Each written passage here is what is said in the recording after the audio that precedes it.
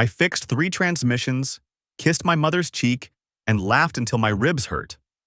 All before my sister's phone call shattered everything I thought I knew about love. That Sunday started like every other Sunday for the past 38 years of my life.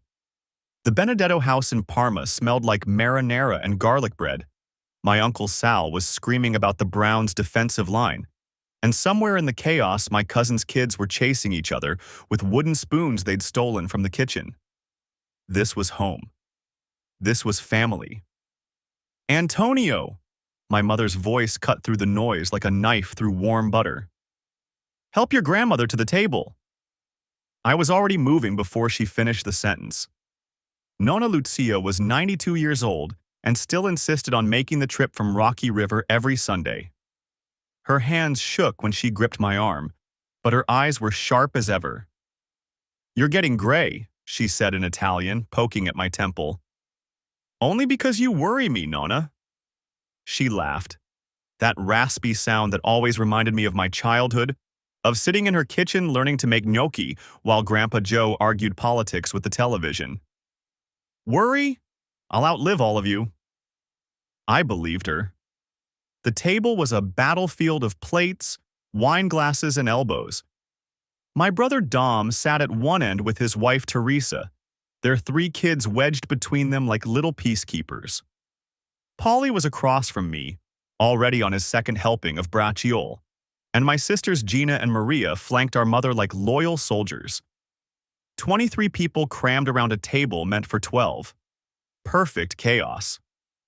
So there I am, I was saying, the whole table leaning in, covered head to toe in transmission fluid, and this guy in a $3,000 suit, starts lecturing me about automotive repair. What did you do? My brother-in-law Mike asked, already grinning. I looked him dead in the eye and said, Sir, the only thing I know for certain is that your BMW is now leaking from a hole that definitely wasn't there when you brought it in. I paused for effect. Then I handed him the piece of his exhaust system that fell off when I touched it. The table erupted. Dom was laughing so hard he nearly choked on his wine. Maria had tears running down her face. Even my mother, who'd heard every story I'd ever told at least 3 times, was shaking her head with that smile she only gave when she was genuinely amused. Where's Danielle? Ma asked suddenly, and the question landed like a dropped plate. I shrugged, reaching for more bread. Working. Quarter end close at the firm. You know how it is. Across the table, I caught Gina and Maria exchanging a look. That particular look sisters give when they're thinking something they won't say out loud. I filed it away, didn't examine it too closely. She's been working a lot lately, Ma said. Her lips pursed slightly, the Italian mother's equivalent of a warning shot. It's busy season, I kept my voice light. Partnership's coming up. She's putting in the hours. Ma didn't say anything else. She just patted my hand and passed me the Parmesan, but I could feel the weight of everything she wasn't saying pressing against my shoulders like a physical thing. Later, I helped wash dishes while the men migrated to the living room for football. The women clustered around the kitchen table with espresso and biscotti, their conversation dropping to that low conspiratorial register that meant they were discussing something important. Tony's too good for her, I heard my Aunt Rita say. I've always said it. Rita, my mother warned. What? It's true. That woman looks at our family like we're something she stepped in. I dried a plate louder than necessary, and the conversation shifted to Cousin Angela's upcoming wedding. But the words stuck with me, a splinter I couldn't quite dig out. The call came at 2:47 p.m. on Monday. I know the exact time because I was under a Honda Accord, fighting with a stripped bolt that had no business being that stubborn, and I remember thinking I should break for coffee. The Rolling Stones were playing on the shop radio. Paint It Black, which would later feel sickeningly appropriate. My phone buzzed against the concrete floor. I slid out from under the car, wiping my hands on a rag that was probably making them dirtier. Gina's name glowed on the screen. What did you break now, Gina? She was crying. Not the frustrated tears when her kids drove her crazy or the angry tears when her husband forgot their anniversary. These were different. These were the tears that meant something fundamental had broken. Tony, her voice cracked. Tony, you need to… I'm so sorry, I didn't want to… Oh God, Tony. The world tilted. My blood went cold, and I was already moving toward the bay door, away from Dom and Polly and their curious looks. Gina, what happened? Is it Ma? It's Danielle. For one horrifying second, I thought my wife was dead. I thought Gina was calling to tell me there'd been an accident, and I felt the ground open up beneath me like it was ready to swallow me whole. Tony, I saw her. I saw her with someone. A shuddering breath. They were… Tony, I took a video. I had to. I'm so sorry. The ground didn't swallow me. Something worse happened. It stayed solid, and I had to keep standing on it. Send it to me. Tony, send it. My hands were shaking when I opened the attachment. I don't know what I expected. Maybe some mistake, some misunderstanding, something that would make sense once I saw it with my own eyes. The video was 37 seconds long, crystal clear. Beechwood Place Mall, the outdoor section near the fountains. And there was my wife, in the blue dress I'd bought her for our anniversary, holding hands with a man in a gray suit. They stopped walking. She laughed at something he said, and the sound cut through my phone's speaker like a blade. I hadn't heard her laugh like that in months, maybe years. It was light and free and completely genuine, and it wasn't meant for me. The man leaned in. They kissed. Not a quick peck, not the kind of kiss you give a friend. This was intimate. Familiar. This was the kiss of two people who had done this 1,000 times before. She touched his face afterward. Gentle. Tender. The way she used to touch mine when we first started dating, back when every moment together felt like a gift. I watched it 3 times. Around me, the world kept moving. Cars passed on the street. A dog barked somewhere. Dom called my name from inside the shop, wondering where I'd gone. I couldn't hear any of it. I couldn't hear anything except my own heartbeat, pounding so hard I thought my chest might crack open. The 4th time I watched it, I noticed the ring on his finger. A wedding band, catching the light when he reached for her hand. I drove to my mother's house. I don't remember the drive itself, just suddenly being there, standing on the porch where I'd stood 1,000 times before, unable to make my hand knock on the door. Ma opened it anyway. Of course she did. She always knew when one of her children was hurting, could feel it across town like some kind of maternal sonar. Antonio. Her face shifted instantly from surprise to alarm. What happened? Tell me. I couldn't speak. I just held out my phone. She watched the video. Her face hardened into something ancient and fierce. The face of a mother whose child has been wounded. When it ended, she handed the phone back to me, and her voice came out quiet and cold. That woman. I finally found my voice. How long? You don't know? I don't know anything. She cupped my face in her hands, the same hands that had bandaged my scraped knees and made my favorite cookies, and held me when my father died 3 years ago. You go home. You find out. Then you come back here. She kissed my forehead the way she had when I was small and afraid of thunderstorms. You are a Benedetto. Remember that. We do not break. As I turned to leave, she added quietly, almost to herself. Your father always said there was something cold behind her eyes. The drive home was torture. 12 years of memories flooded my mind like a dam had burst. Our wedding at St. Rocco's Church. Danielle, in white, looking at me like I was the only person in the world. The house we bought in Lakewood, where I'd spent 3 weekends tearing out the old bathroom and building her the spa-style retreat she wanted. The baby we lost 5 years ago, the one we never talked about. The grief that sat between us like a stone neither of us could lift. How she'd changed after that. Distant. Focused on her career, I told everyone who asked. I made excuses for her constantly. She's tired, work is stressful. She shows love differently. When had I become a fool? I pulled into the driveway behind her car. She was home early. Some part of me had hoped she wouldn't be, had hoped for more time to figure out what to say, how to say it. The kitchen smelled like rosemary. She was making something complicated from one of those cookbooks she'd bought and never used until recently. A glass of wine sat on the counter. A good bottle, one we'd been saving. She was humming. That detail hit me harder than anything else. She was humming while my world was ending. She was happy, genuinely happy, and it had nothing to do with me. Who is he? She startled, spinning around.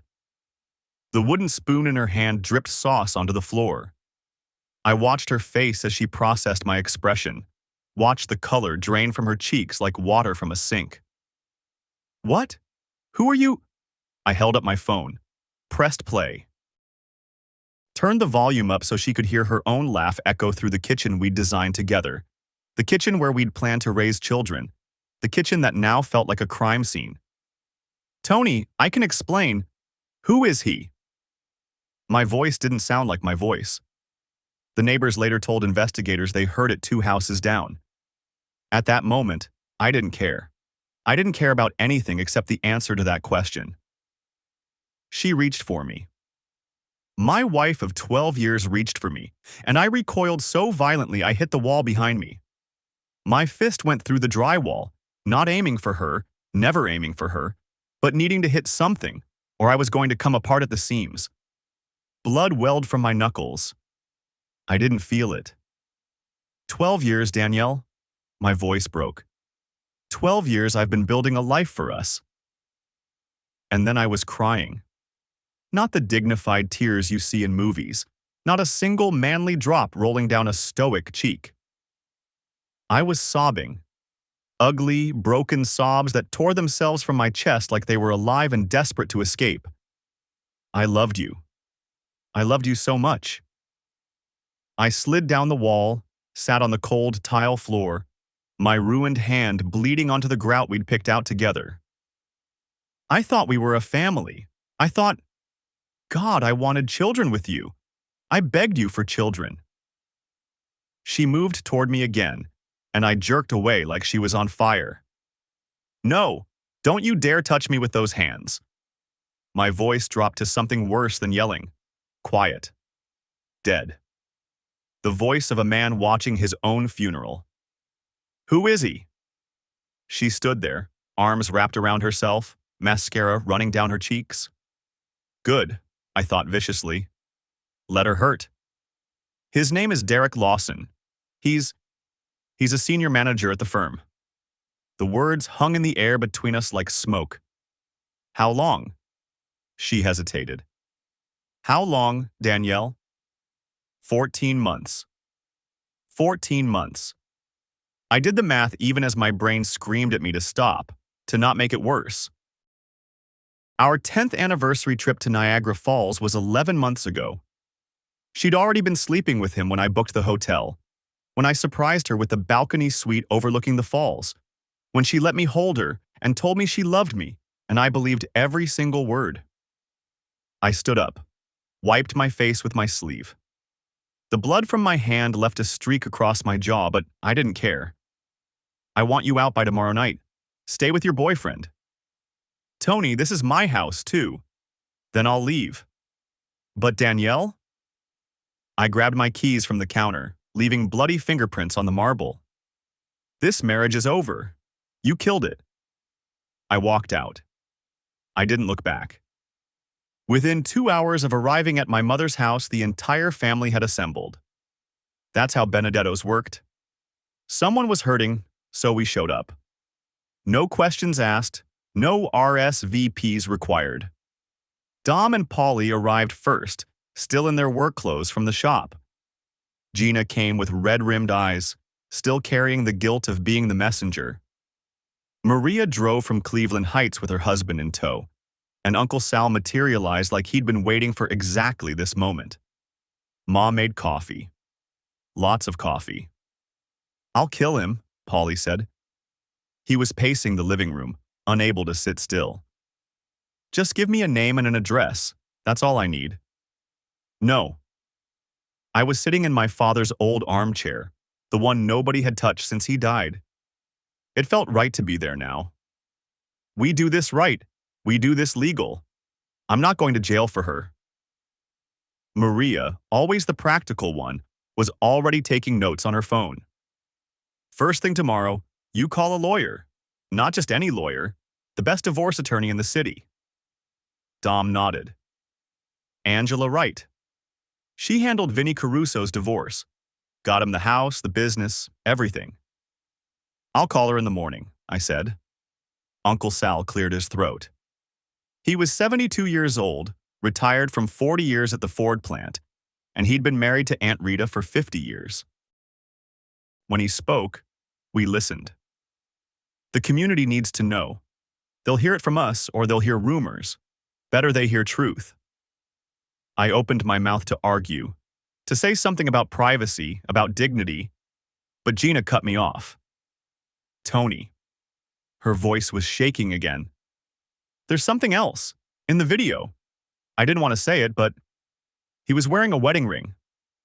The room went silent. "I looked him up," she continued. "Derek Lawson. He has a wife, 3 kids. They live in Rocky River." For a long moment, nobody spoke. Then the room erupted. Later, after everyone had left, I sat at Dom's kitchen table with my laptop open. His wife had bandaged my hand and forced me to eat leftover lasagna I couldn't taste. The kids were asleep upstairs. The house was quiet except for the hum of the refrigerator. I looked up Derek Lawson. LinkedIn showed me a polished headshot. Square jaw, confident smile, the kind of face that belonged on a financial services billboard. Senior manager at Mitchell and Associates Accounting. Harvard MBA. Member of several professional organizations. His profile radiated success. Facebook was worse. His profile was public, and I scrolled through it like picking at a scab. Happy family photos with his wife Ashley. Blonde, pretty, smiling at the camera with complete trust. 3 kids, 8, 6, and 4. Christmas morning in matching pajamas. Soccer games with orange slices at halftime. Disney World with Mickey ears and exhausted, happy faces. This man had everything I wanted. He had the wife, the kids, the life I'd spent 12 years trying to build. And it wasn't enough for him. It was never going to be enough. I thought about Ashley Lawson, asleep in her bed 3 suburbs away, completely unaware that her whole world was built on a lie. She deserved to know. But not yet. First, I needed to protect myself. Angela Wright's office was on the 42nd floor of a downtown Cleveland high-rise. Floor-to-ceiling windows looked out over Lake Erie, and everything, the furniture, the art, the receptionist desk, screamed money and power. She was 55 years old, silver-haired, and her handshake could crack walnuts. Former prosecutor turned family law specialist with a reputation for being ruthless but fair. "Mr. Benedetto," she gestured to the leather chair across from her desk. "Tell me everything." So I did. The video, the confrontation, the 14 months, the other man's wife and kids. I talked until my throat was dry and she listened without interrupting, taking notes in handwriting I couldn't read. When I finished, she set down her pen. "Ohio is a no-fault divorce state, but infidelity can affect spousal support and property division. Do you own the home jointly?" I paid for it. My name, my down payment, my mortgage payments. She contributed some, but I have records. "Good. What about her income?" "She makes more than me, by a lot. She's been pushing for a partnership at the firm." Angela nodded. Then her expression shifted. Subtle, but I caught it. Mr. Benedetto, I need to ask you something, and I need you to be honest. Anything. Has your wife ever discussed your finances with unusual interest? Specifically, your business? I paused. Thought about it. Actually, yes. About 8 months ago, she suddenly wanted to help with the shop's books. Said we could save on accountant fees. I thought she was trying to be more involved. Angela's eyes narrowed. Did you give her access? No, my brother Dom handles the books. He said it was weird that she asked. That may have been very fortunate. She leaned forward. I'll explain why later. For now, I'm going to need a full financial disclosure from your business. I didn't fully understand what she was implying, but the cold weight in my stomach told me it was nothing good. On Wednesday, I wrote Ashley Lawson a letter.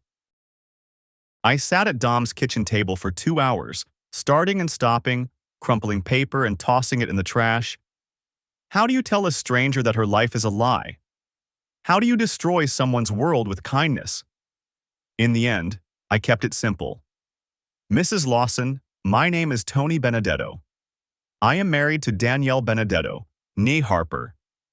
I recently discovered that our spouses have been engaged in an affair for approximately 14 months. I am informing you because I believe you deserve to know the truth, as I did. I have video evidence if you require proof. I'm sorry to be the one to tell you this. I know this will change your life. It changed mine. I included my phone number, signed my name, mailed it certified, signature required. I didn't tell anyone I was doing this, not even my family.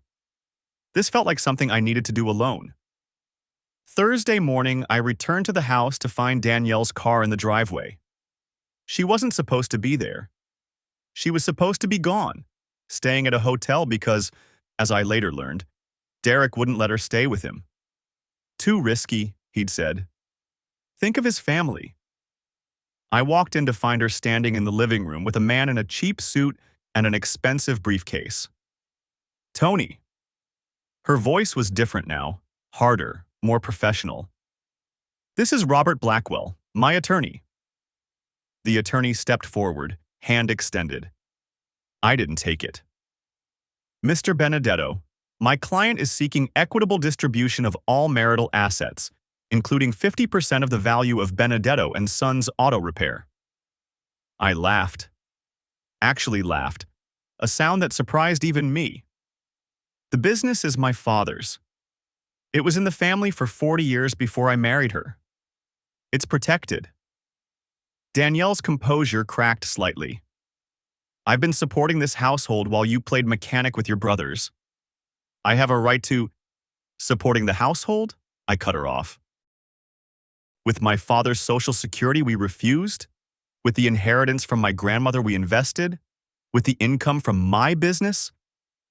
I turned to her lawyer, keeping my voice calm even as my heart pounded. You can talk to Angela Wright. Get out of my house. They left. Danielle shot me one last look, something between anger and desperation, but I was already pulling out my phone to call Angela. That night, she called me back with news that made my blood run cold. I had my forensic accountant look at something. Your sister-in-law mentioned that Danielle was very interested in the shop's client list. Yeah, Dom mentioned that too. Tony, Derek Lawson's firm handles accounting for small businesses, including auto repair shops. She paused. If Danielle had gotten access to your books and client list, the realization hit me like a punch to the gut.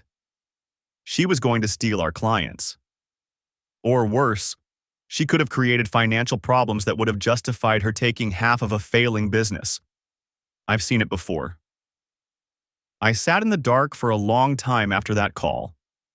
The woman I'd loved, the woman I'd built a life with, hadn't just betrayed me. She'd been planning to destroy everything my family had built for 2 generations.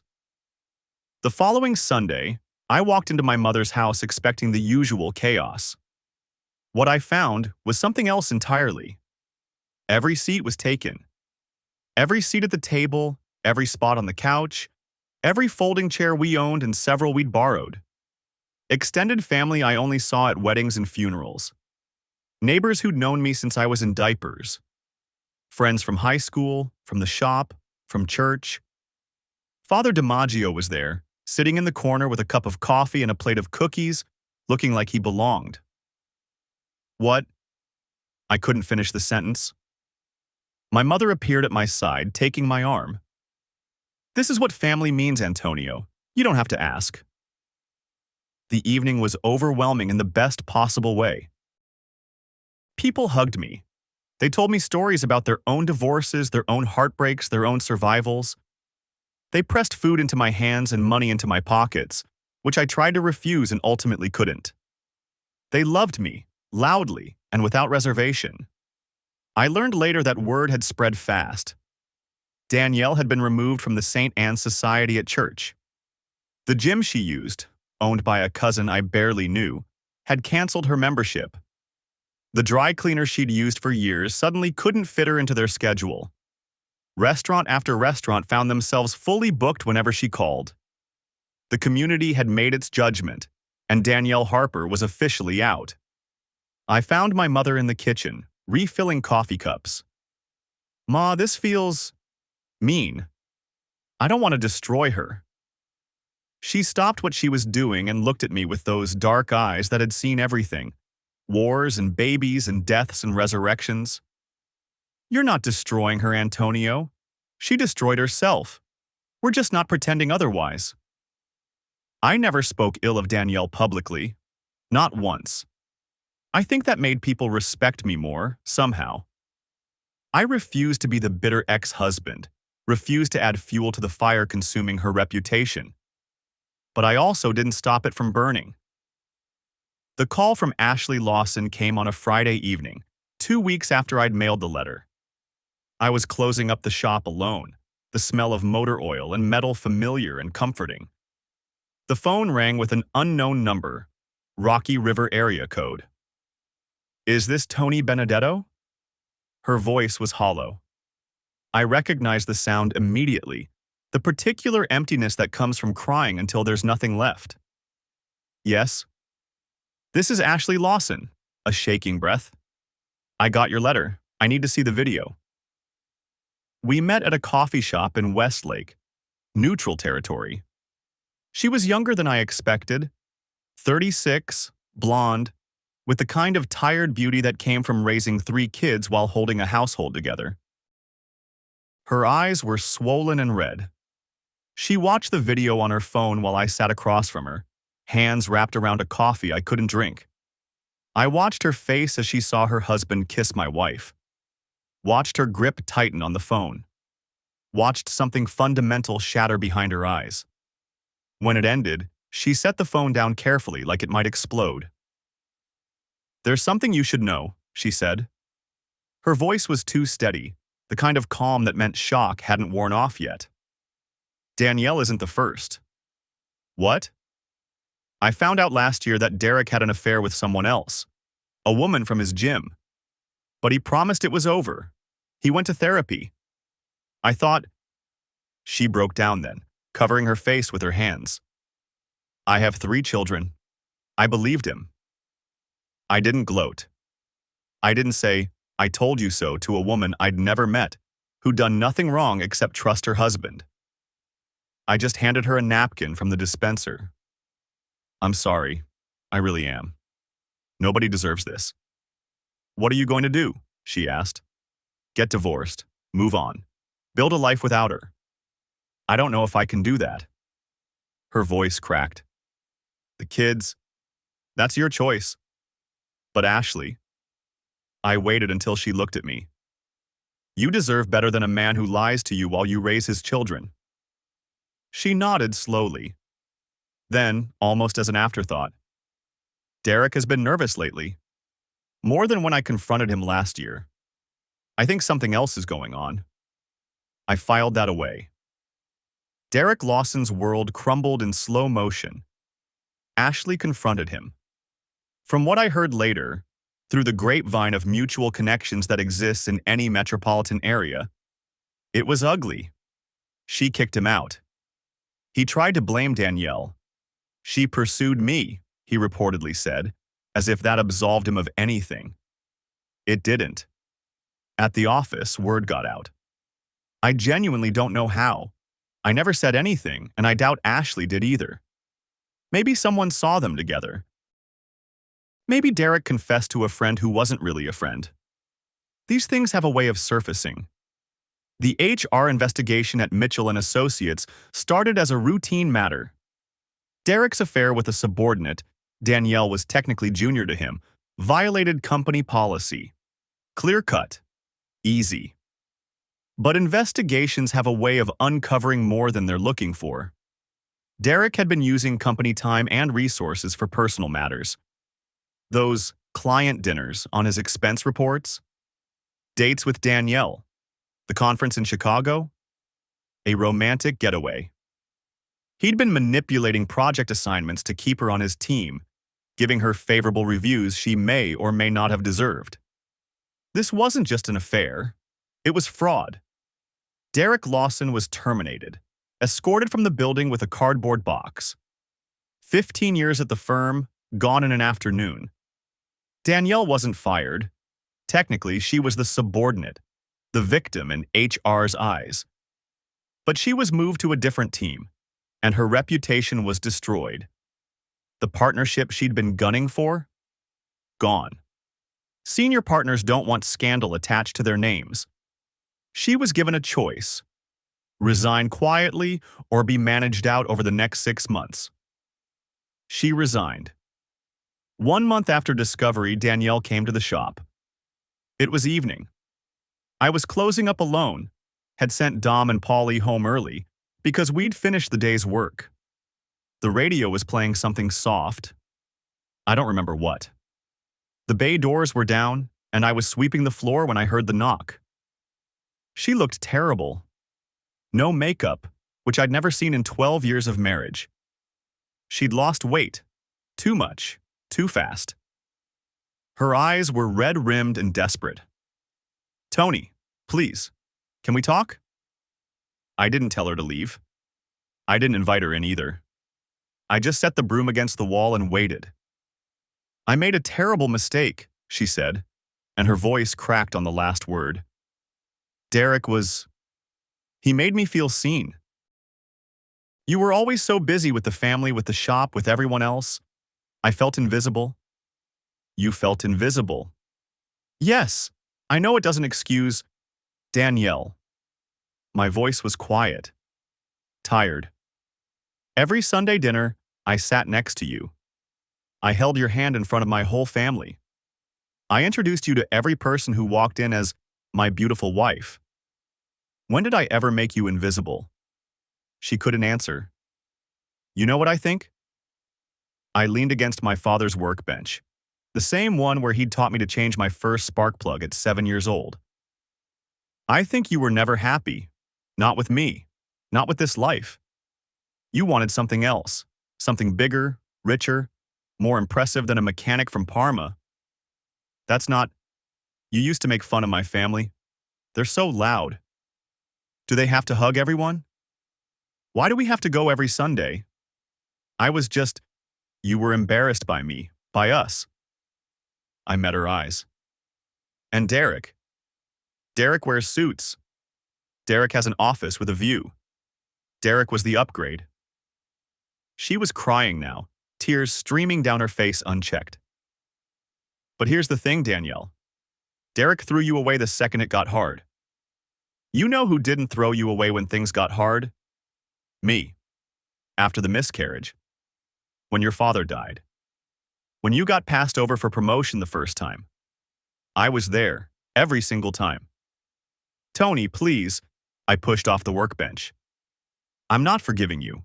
Not because I'm angry. I'll let go of the anger eventually. But because forgiveness means trust, and I will never trust you again. We're done." I walked past her, through the side door that led to the parking lot. She stayed in the shop crying, and I didn't look back.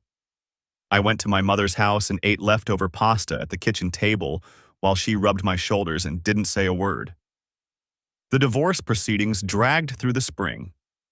Discovery was a brutal process. Every financial document, Every email, every text message pulled into the light and examined. Danielle's records showed she'd spent approximately $18,000 on the affair over 14 months. Spa trips, lingerie, a weekend getaway to Chicago that she'd told me was a work conference. My records were clean. I'd lived modestly, put money into the house and the business, saved for a future that would never come. The twist came when Angela's forensic accountant dug deeper into Derek's finances. "Why would Danielle pay for the hotels?" Angela asked me during one of our sessions. "Derek makes more money than she does." Further digging revealed the answer. Derek had a gambling problem. Online poker mostly, but also trips to casinos that his wife didn't know about. He was in debt, significant debt, and Danielle had been helping him manage it. She wasn't just his lover, she was bankrolling him. Mediation failed spectacularly. Danielle wanted half of everything: the house equity, my retirement accounts, and alimony because her career had been damaged by the divorce publicity. As if she hadn't damaged it herself. Angela was surgical in her response. She documented Danielle's dissipation of marital assets. She showed that the house down payment came from my inheritance, separate property. She proved that Danielle's career damage was entirely self-inflicted. At one point, Danielle slammed her hand on the table. "This isn't fair. I gave 12 years to this marriage." I looked at her across the conference room. "You gave 12 years and took 14 months. The math doesn't work in your favor." We were going to court. Before the trial, Derek Lawson reached out to my lawyer. He wanted to testify against Danielle. "Why would he do that?" Angela asked me. The answer was simple. Ashley was destroying him in their divorce, and he blamed Danielle for seducing him. He wanted revenge. I thought about it for a long time. Using Derek's testimony would probably help my case. It would make Danielle look worse, reveal more details, add weight to my side of the ledger. "No," I finally said. "I'm not going to win my divorce by using her other loser. Whatever Derek says, it makes us both look petty. I want to win on the facts." Angela smiled, the first real smile I'd seen from her. "That's the right call, and it's going to look very good to the judge." Trial day arrived on a Tuesday in late June. I wore a suit borrowed from my brother Dom. I didn't own one. It fit well enough, and Maria made me get a haircut the day before. I looked respectable. I looked like a man who'd been wronged but wasn't looking for sympathy. The courtroom was smaller than I expected. No jury, just the judge, a silver-haired woman named Patricia Kellerman who'd been on the bench for 30 years. She'd seen everything, according to Angela. Nothing surprised her anymore. When I took the stand, I told the truth. Simply, without embellishment. I described finding out, the confrontation, the devastation. I didn't cry. I'd done enough crying in private, but I didn't hide the emotion in my voice either. "Mr. Benedetto," Angela asked, "what did you want from this marriage?" I thought about the question, about all the years, all the plans, all the dreams that had turned to ash. "A family," I said. "Kids, growing old together. Sitting on the porch when we were 80, complaining about our joints and bragging about our grandchildren. That's all I ever wanted." The courtroom was silent. I could feel eyes on me. The judge, the attorneys, the court reporter, and Danielle, who wouldn't meet my gaze. Her testimony was painful to watch. She tried to rehabilitate herself, painting me as emotionally unavailable, my family as suffocating and controlling, herself as trapped in a life she never wanted. Some of it might even have been true, in her mind. Angela's cross-examination was merciless. "Ms. Benedetto, you testified that you felt your husband was emotionally unavailable. Did he attend your father's funeral?" "Yes." "Did he drive 8 hours to be there when your father had his stroke?" "Yes." Did he take time off work to help you care for your father in his final months? Yes. Does that sound like emotional unavailability to you? No answer. You described his family as suffocating. Were you forced to attend family dinners? No, but there was pressure. Were you ever forbidden from pursuing your career? No. Did anyone in the Benedetto family ever treat you with anything other than warmth and inclusion? A long pause. No. No further questions. The judge ruled on a Thursday afternoon. I got the house, mostly. I had to pay Danielle a small buyout for her contributions, but it was manageable. Retirement accounts were split closer to 55-45 in my favor. No alimony. Danielle earned more than I did, and the judge noted her dissipation of marital assets in her written decision. Divorce final. 12 years. Done. As the judge announced the final decree, I looked at Danielle for the first time in weeks. She looked back, and for a moment I saw the woman I'd married, young and hopeful and full of plans. Then the moment passed, and she was just a stranger I'd shared a decade with. There was no hatred in my eyes, just grief and finality. I nodded once.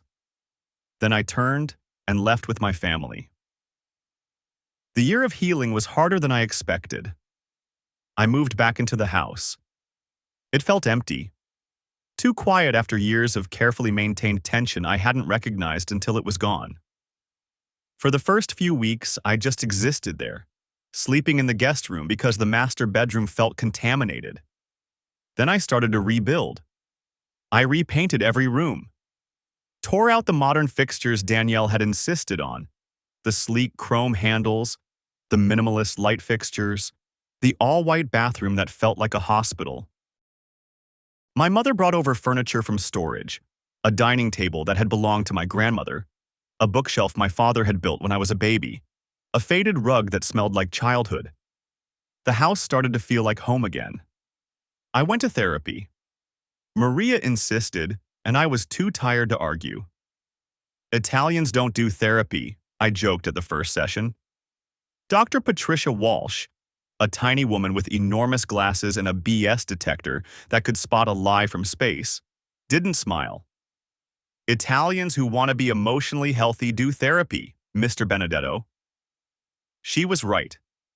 I went every week for 6 months, then every other week, then once a month. I processed the anger, the betrayal, the grief of losing not just a marriage but the future I'd imagined. I learned words for things I'd felt my whole life but never named. It helped. Christina Russo walked back into my life at Sunday dinner, 8 months after my divorce was finalized. I didn't see her at first. I was in the kitchen, arguing with Polly about whether the Browns had any chance of making the playoffs. They didn't, but hope springs eternal. Then I heard my mother's voice, higher than usual, full of warmth. "Christina, look at you, Bella. Tony, come here." I walked into the living room, and there she was, Christina Russo. We'd grown up on the same street, been in the same kindergarten class, had our first communion together at St. Rocco's. She'd had a massive crush on me in high school. Everyone knew except me, apparently. After college, she'd moved to Pittsburgh, became a nurse, got married to a guy named Brian, who turned out to have a worse relationship with alcohol than with his wife. She'd been divorced for 3 years. Now she was back in Cleveland, looking for a fresh start. Tony Benedetto. She grinned at me, and it was like no time had passed at all. "I heard you got gray. I heard you got divorced." "Yeah, well," she shrugged. "Turns out loving someone and being able to save them are two different things." I liked that she didn't sugarcoat it. I liked that she wasn't looking for pity. We talked for 2 hours, about our marriages, our families, the years we'd missed. She told me about Brian, the drinking, the promises, the final straw when he showed up to their nephew's birthday party barely able to stand. I told her about Danielle, the affair, the betrayal, the long road back to feeling like a person again. She didn't judge. She didn't offer platitudes. She just listened. And when I was done, she said, "Well, that sucks." I laughed for the first time in months. A real laugh. Not the performative kind I'd been faking at family gatherings. We became friends. Real friends. Coffee on Saturday mornings. Movies on Thursday nights. Helping each other with home repairs. She was better at plumbing than I was, which bruised my male ego in a way that made her laugh.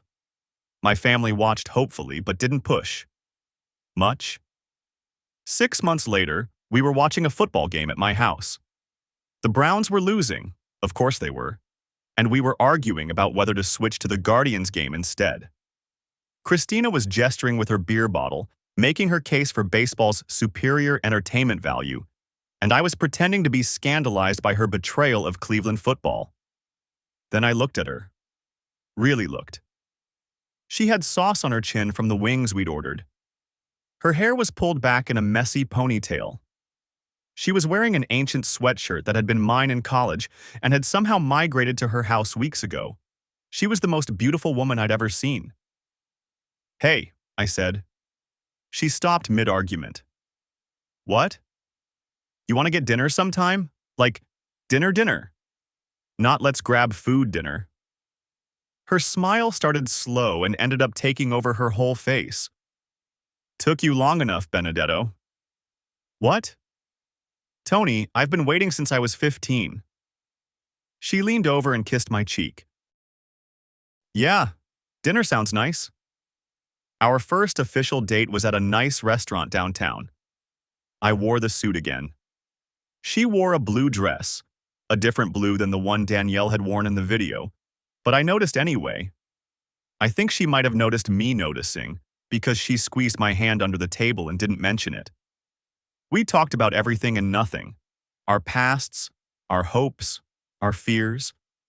I told her I didn't know if I was ready for something serious. She told me she wasn't in a rush. "Let's just see what happens," she said. So we did. I proposed on a Sunday because of course I did. We'd been together for 8 months.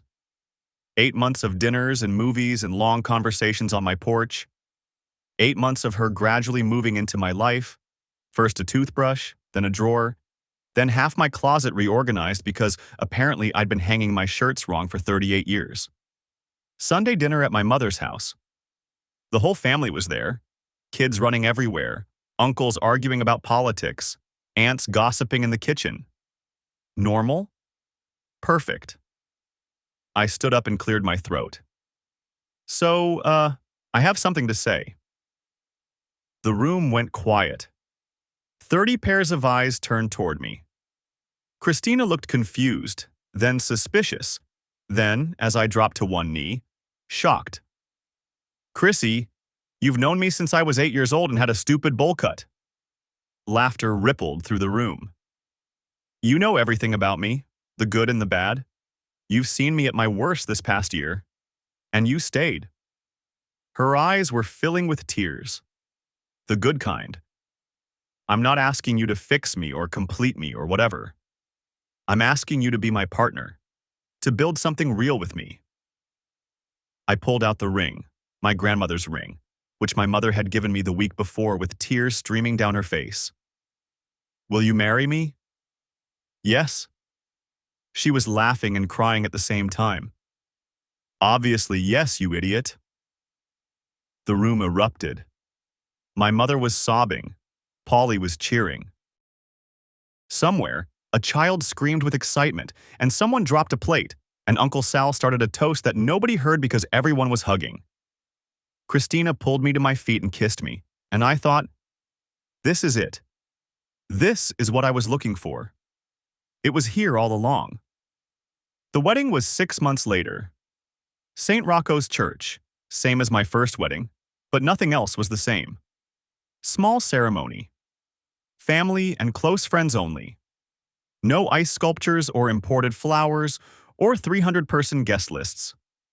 Just the people who mattered, packed into the church where I'd been baptized, made my first communion, said goodbye to my father. I was crying before Christina even walked down the aisle. Dom punched my shoulder and told me to get it together, but he was crying too. When I saw her in her dress, simple, elegant, absolutely perfect, I forgot how to breathe. Father DiMaggio performed the ceremony. He'd known me since I was a baby, had watched me grow up, had held my hand through grief and joy and everything in between. "Tony, Christina," he said, "you've both walked through fire to get here. That makes this even more precious."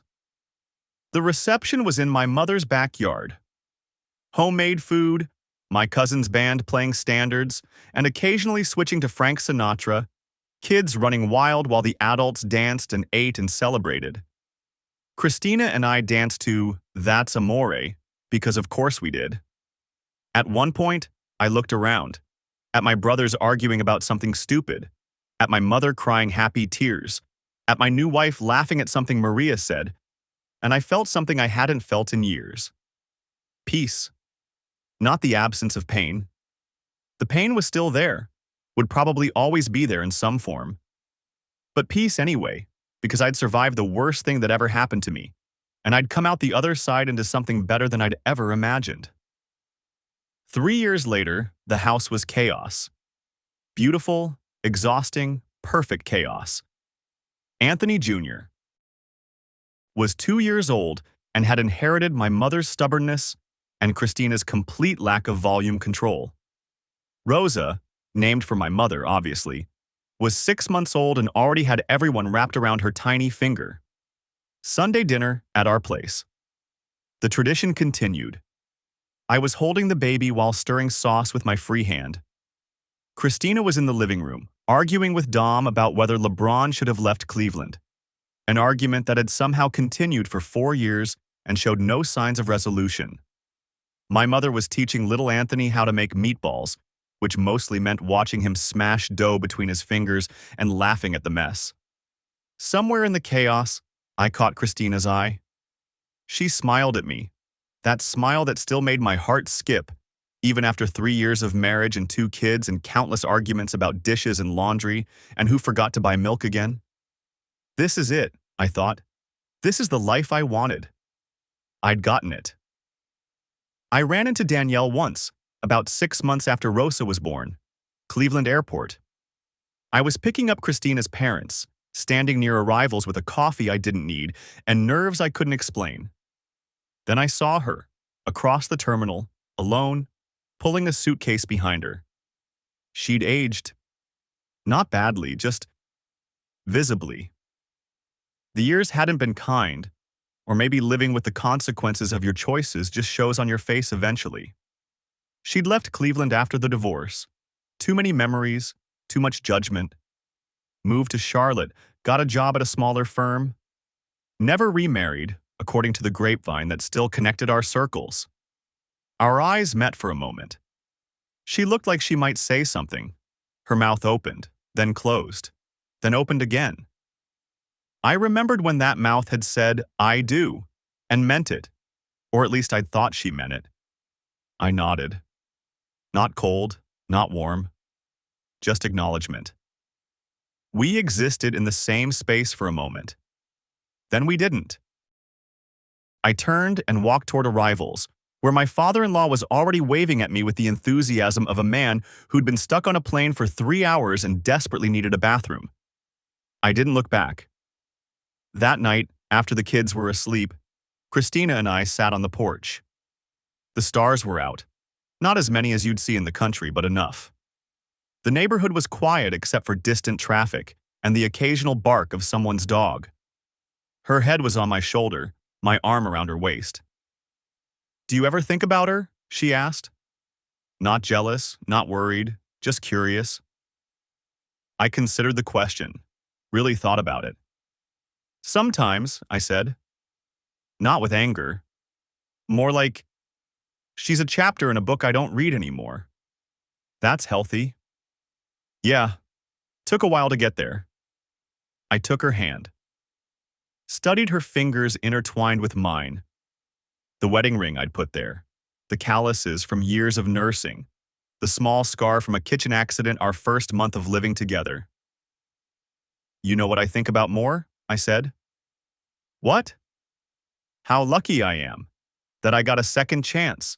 That I found you. She turned her head and kissed my shoulder through my shirt. We found each other, Benedetto. Yeah, we did. Inside, Rosa started crying. That particular wail that meant she needed changing, not feeding. A moment later, Anthony's voice drifted down the stairs. Daddy? Daddy, I want water. Christina laughed. Duty calls. I kissed her forehead, stood up, and went inside. Rosa was red-faced and furious in her crib. Anthony was sitting up in bed, looking at me with those big brown eyes that were exactly like my mother's. Hey, buddy. Water, huh? Yeah. And maybe a story? Maybe a short one. I changed Rosa's diaper while Anthony picked out a book. By the time I finished, Christina had appeared with a sippy cup and that look on her face. The tired, amused, hopelessly in love look that I'd fallen for 1,000 times. We read the story together, put Anthony back to bed, rocked Rosa until she fell asleep. Then we went back to the porch and the stars and each other. Life continued,